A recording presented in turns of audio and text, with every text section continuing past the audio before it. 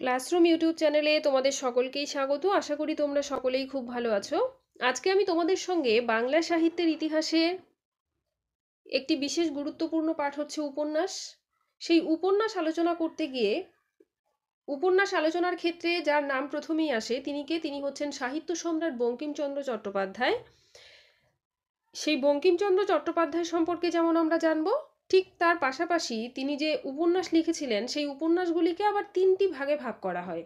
সেই তিনটি ভাগের মধ্যে একটি বিশেষ গুরুত্বপূর্ণ ভাগ হচ্ছে গিয়ে ইতিহাস ও রোমান্স ধর্মী উপন্যাস। ঠিক আছে, কি বলছি যে এই যে উপন্যাস লিখেছিলেন বঙ্কিমচন্দ্র চট্টোপাধ্যায়, তার আবার তিনটি বিভাগ রয়েছে। তার মধ্যে একটি হচ্ছে ইতিহাস ও রোমান্স ধর্মী উপন্যাস। সেই ইতিহাস ও রোমান্স ধর্মী উপন্যাস নিয়ে আলোচনা করব। তাহলে আজকে আমাদের আলোচনার বিষয় কি? সাহিত্য সম্রাট বঙ্কিমচন্দ্র চট্টোপাধ্যায় সম্পর্কে যেমন আমরা জানবো, তার উপন্যাস রচনার যে পটভূমি সেগুলি আমরা জানবো, আর তার যে উপন্যাস রচনার তিনটি ভাগের মধ্যে একটি গুরুত্বপূর্ণ ভাগ হচ্ছে ইতিহাস ও রোমান্স ধর্মী উপন্যাস, সেই উপন্যাস সম্পর্কেও আমরা আলোচনা করব।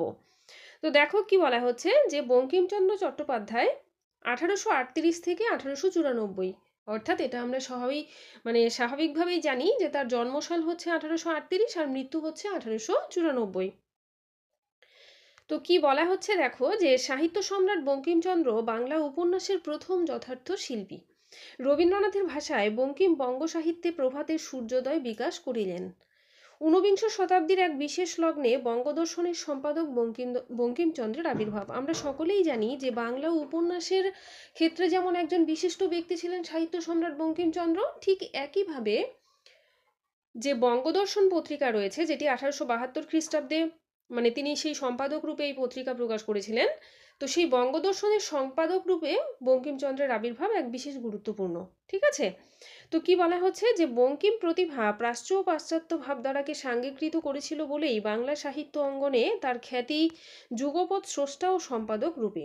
1865 খ্রিস্টাব্দে দুর্গেশ নন্দিনীর মাধ্যমে স্রষ্টা বঙ্কিমের আবির্ভাব। কি বলা হচ্ছে যে 1865 খ্রিস্টাব্দে দুর্গেশ নন্দিনী, আমরা সকলেই জানি যে বঙ্কিমচন্দ্রের প্রথম বাংলা উপন্যাস হচ্ছে দুর্গেশ নন্দিনী, সেই দুর্গেশ নন্দিনীর মাধ্যমে স্রষ্টা বঙ্কিমের আবির্ভাব। এরপর 1872 খ্রিস্টাব্দে বঙ্গদর্শন পত্রিকার সম্পাদক রূপে আবির্ভাব নিঃসন্দেহে এক স্মরণীয় ঘটনা, কারণ দুর্গেশ নন্দিনী বাংলা সাহিত্যের প্রথম যথার্থ উপন্যাস এবং বঙ্গদর্শনের সম্পাদক রূপে তিনি বাঙালির হৃদয় ও মন লুট করে নিয়েছিলেন।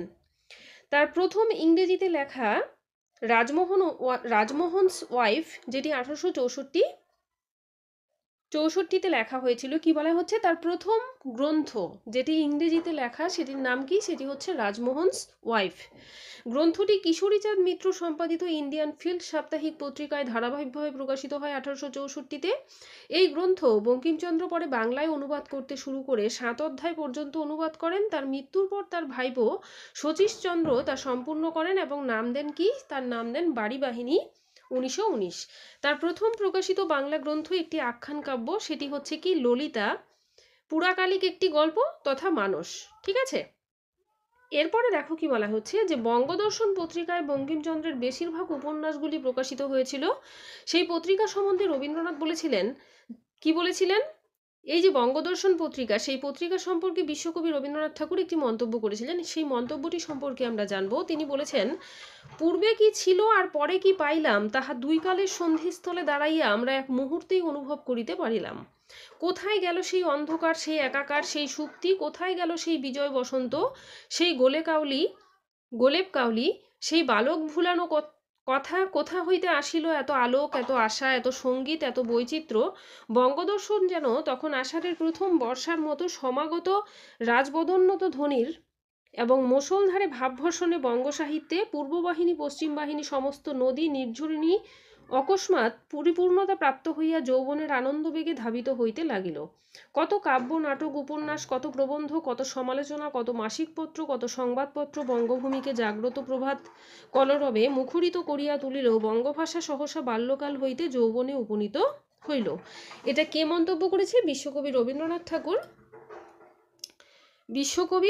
রবীন্দ্রনাথ ঠাকুর বঙ্গদর্শন পত্রিকার সম্পর্কে মন্তব্য করতে গিয়ে এই কথা বলেছেন। বঙ্কিমচন্দ্রের উপন্যাস উপন্যাসে বাঙালির পারিবারিক জীবনের চিত্র স্পষ্ট রূপে প্রকাশ পেল। তখনও একান্নবর্তী পরিবারে ভাঙন পুরো মাত্রায় আসেনি। গ্রামীণ জীবনে দ্বন্দ্ব তথা নাগরিক জীবনের গতিশীলতা তখনও তীব্র হয়ে ওঠেনি। তাই বঙ্কিমচন্দ্র তার উপন্যাসে পারিবারিক জীবনের রীতিনীতি ও আদর্শকে রূপ দেবার চেষ্টা করেছেন। হিন্দু পুনরুত্থানের যুগে বঙ্কিমচন্দ্র অনুভব করেছিলেন কিভাবে মানুষ প্রাচীন সমাজ ও সংস্কারের আচরণবিধি বা ধর্মকে নষ্ট করে যন্ত্রণায় ক্ষতবিক্ষত হচ্ছে। এই যন্ত্রণার চিহ্ন রয়েছে তার উপন্যাসের নায়ক নায়িকার মধ্যে। শৈবলিনী, কুন্দ, রোহিণী, অমরনাথ, নগেন্দ্র, গোবিন্দলাল সবাই এই যন্ত্রণার সাক্ষ্য বহন করেছে। এগুলি হচ্ছে তার উপন্যাসের এক একটি চরিত্র। বঙ্কিমচন্দ্রের 14খানি উপন্যাস, তাহলে তার কতগুলি উপন্যাস ছিল? 14টি উপন্যাস। তো এই বঙ্কিমচন্দ্রের 14খানি উপন্যাসকে কয়েকটি শ্রেণীতে বা 3টি শ্রেণীতে ভাগ করে আলোচনা করা যেতে পারে। তো প্রথমেই রয়েছে কি? ইতিহাস ও রোমান্স ধর্মী উপন্যাস, যেটা আজকে আমাদের আলোচনার বিষয়। ঠিক আছে, কি? ইতিহাস ও রোমান্স ধর্মী উপন্যাস। এরপরে রয়েছে পারিবারিক ও সামাজিক উপন্যাস। তারপরে রয়েছে তত্ত্ব ও দেশাত্মবোধক উপন্যাস। ইতিহাস ও রোমান্স শ্রেণীতে রয়েছে দুর্গেশ নন্দিনী 1865, কপালকুণ্ডলা 1866, মৃণালিনী 1869, যুগলাঙ্গুরীয় 1874, চন্দ্রশেখর 1875, রাজসিংহ 1882, সীতারাম 1887। এর মধ্যে রাজসিংহ হচ্ছে একটি বিশুদ্ধ ঐতিহাসিক উপন্যাস।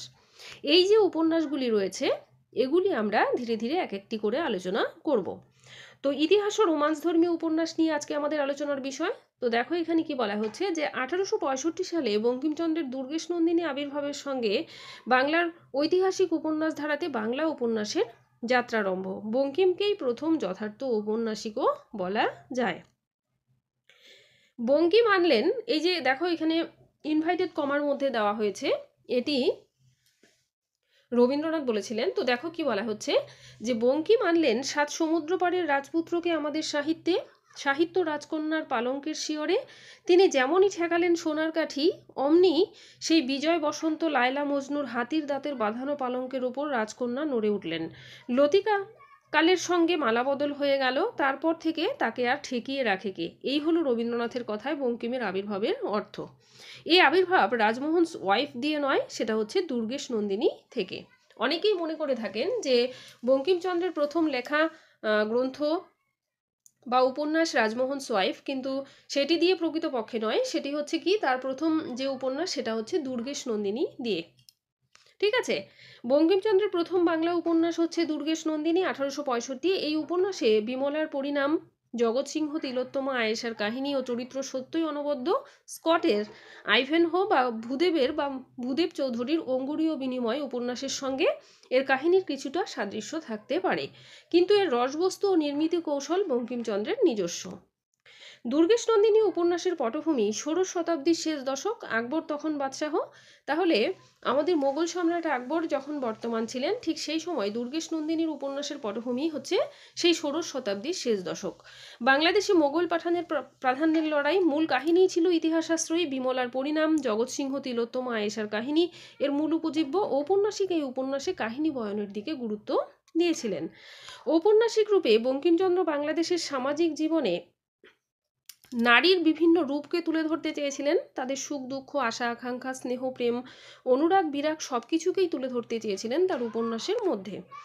আকৃতি ও প্রকৃতিতে বঙ্কিমচন্দ্রের উপন্যাস কপালকুণ্ডলা, যার রচনাকাল 1866, পাশ্চাত্য রোমান্সেরই বাংলা সংস্করণ। কি বলা হচ্ছে তাহলে দুর্গেশ নন্দিনীর পরে আমরা কোন উপন্যাস পাচ্ছি? কপালকুণ্ডলা, যার রচনাকাল হচ্ছে 1866।